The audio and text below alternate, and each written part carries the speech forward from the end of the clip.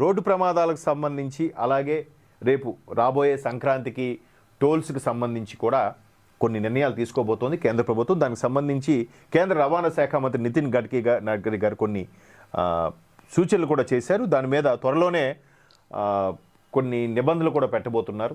Already told ఏదైతే FASTag option తీసుకొచ్చారో చాలా మంచి అది. దానివల్ల ఫాస్ట్యాగ్ వల్ల 2 రకాల మంచి బెనిఫిట్ కూడా ఉంది. ఒకటి, ఒక టోల్స్ మాఫియా నుంచి చెక్ పెట్టడం అయింది. టోల్ మాఫియా అంటే ఎంత పెద్ద మాఫియా అంటే మనం చెప్పలేం. ఎందుకంటే హైదరాబాదులో పటాన్చేరు దగ్గర ఒక టోల్ ఉండేది, అది పెద్ద రభస జరిగింది. ఆల్మోస్ట్ బిహెచ్ఎల్ దాటాక పటాన్చేరు ముందు ఒక టోల్ ఉంటుంది. ఎంత పెద్ద ఇదేంటి ఇష్యూ అంటే ఒకసారి ఎమ్మెల్యే స్థాయి వ్యక్తి కూడా అప్పట్లో గొడవ పెట్టుకోవడం జరిగింది కాంగ్రెస్ ప్రభుత్వం ఉన్నప్పుడు. అంత పెద్ద స్కామ్ని మొత్తానికి అక్కడ లేకుండా చేసేసారు. అంటే రోడ్లు వేసేటప్పుడు దాని యొక్క ఖర్చు మరలా రికవరీ చేయడం కోసం, కొంత నీట్నెస్ మెయింటైన్ చేయడం కోసం ఆ టోల్స్ పెడతారు. దాన్ని బిజినెస్గా అలాగలాగా నడిపించేస్తున్నారు.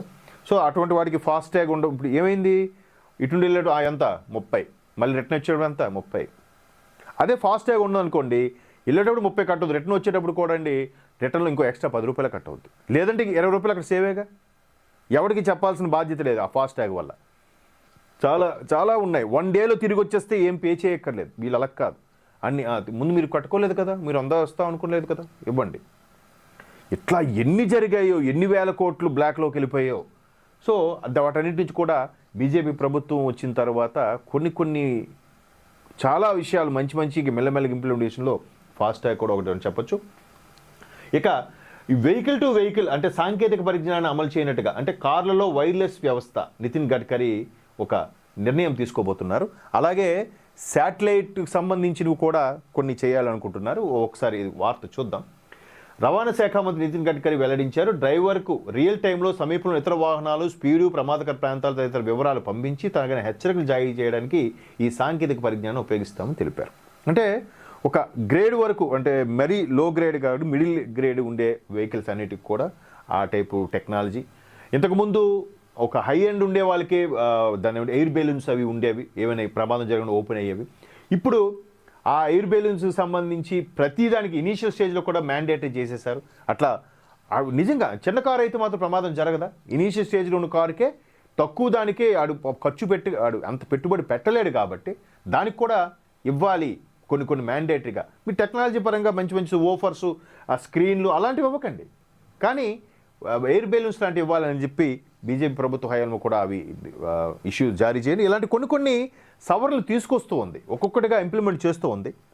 అలాగే టెలికమ్యూనికేషన్ శాఖను సహాయంతో దీన్ని అభివృద్ధి చేస్తామని చెప్పారు. గురువారం ఇక్కడ జరిగిన రాష్ట్రాల మంత్రుల వార్షిక సదస్సు అనంతరం సంబంధించి ఈ గడ్కరీ గారి స్టేట్మెంట్ ఇచ్చారు. అంటే ఈ టెక్నాలజీ ఏదైతే ఉందో రోడ్డు ప్రమాదాలు, వెహికల్ టు వెహికల్, కార్లో వైర్లెస్ వ్యవస్థకు సంబంధించి ఆ టెక్నాలజీతో ఎంత స్పీడ్లో వెళ్ళొచ్చు, ఇది రోడ్డు సక్రమంగా ఉంటుందా లేదా, మలుపు ఏమైనా ఉందా, మలుపులో కొంచెం చిన్న చిప్స్ లాంటివి పడితే స్కిడ్ అవుతుంది బండి, అలాంటి సూచనలు ఇవ్వడం. అలాగే ముందుకు ఎంత దూరంలో మీకు ట్రాఫిక్ ఎక్కువగా ఉంది, దాన్ని దారి మళ్ళించి వేరే దారిలోకి వెళ్ళండి అని సజెస్ట్ చేయడం.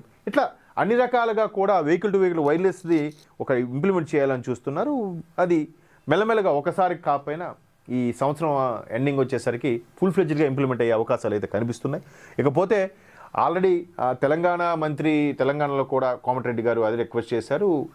సంక్రాంతికి ఊర్లు వెళ్ళే వాళ్ళకి, ఆంధ్రప్రదేశ్ వెళ్ళే వాళ్ళకి టోల్స్ ఏమి ఇవ్వకుండా ఒక ఆప్షన్ ఇచ్చేలాగా, అంటే బస్ ఫ్రీ లాంటివి ఎన్ని ఇస్తున్నారు ఇవి కూడా ఇచ్చేలాగా ఒక ఆప్షన్ ఇద్దాం అనుకుంటున్నారు. ఈవెన్ ఆంధ్రప్రదేశ్లో కూడా అటువంటి నిర్ణయం కానీ తీసుకుంటే బాగుంటుంది. బట్ టోల్స్ అమ్మో మాకు ఈ టైంలో అందరూ కార్లు వేసుకొస్తారు, మాకు ఎంత నష్టం జరిగిపోద్దో అన్నట్టు ఫీల్ అయిపోతూ ఉంటారు. ఎప్పుడో వేసిన రోడ్లకి ఇంకా రుసుము కడుతూనే ఉంటాం. ఏమంటే దాని పేరు మెయింటెనెన్స్. సరే, ఒక్కొక్కటి దారుణం 40 రూపాయలు అంటే, ఒక్కొక్కడైతే 170 రూపాయలు తీసుకునేవాడు కూడా ఉన్నాడు టోల్స్లో. ఎందుకంటే నాకు లెందీ రోడ్డు, నాది బిజీ రోడ్డు ఏదో చెప్తాడు కదా.